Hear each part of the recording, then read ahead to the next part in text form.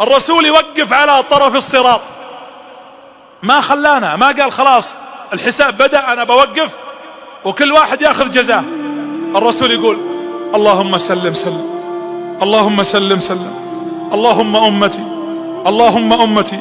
ثم يمر الناس يشوفهم النبي اللهم سلم اللهم سلم لين يمرون. إذا طلعوا واطمأن أن الناس مشوا على الصراط راح للطرف الثاني اللي هو الطرف اللي عند باب الجنة، فتفتح أبواب الجنة ويبدأ الرسول يدخلنا واحد واحد، ياخذك يا إبراهيم ويا محمد ويا فهد ويا خالد ويا منيرة، ويمسكك حتى يهديك ويدخلك إلى قصرك. اللهم لا تحرمنا من هذا الموقف يا رب العالمين.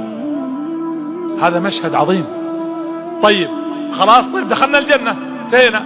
لا، فينظر النبي فيقول إن من أمتي من أدخله الله النار. فينظر النبي فيقول إن من أمتي من أدخله الله النار. يا رسول الله حتى أهل النار، حتى الذين عصوا؟ إن من أمتي من أدخله الله النار وإني سأشفع عند ربي حتى يرحمهم.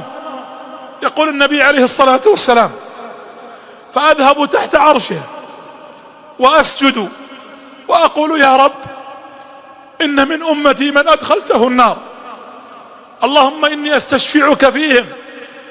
فيقول النبي فيقول الله يا محمد ارفع رأسك، ويحد لي حدا، يعني حدد لي عدد، ويقول اذهب وأخرجهم من النار. يقول فآتي وأحد الحد وأخرج من أمتي من أخرجه.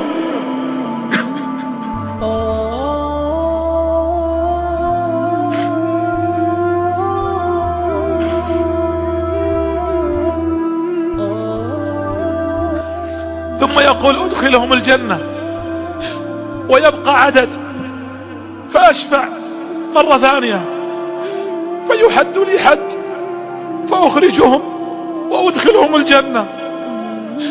يقول 4 مرات. يقول فأستحي من ربي وأسجد مرة خامسة فأقول يا رب إن من أمتي من أدخلته النار.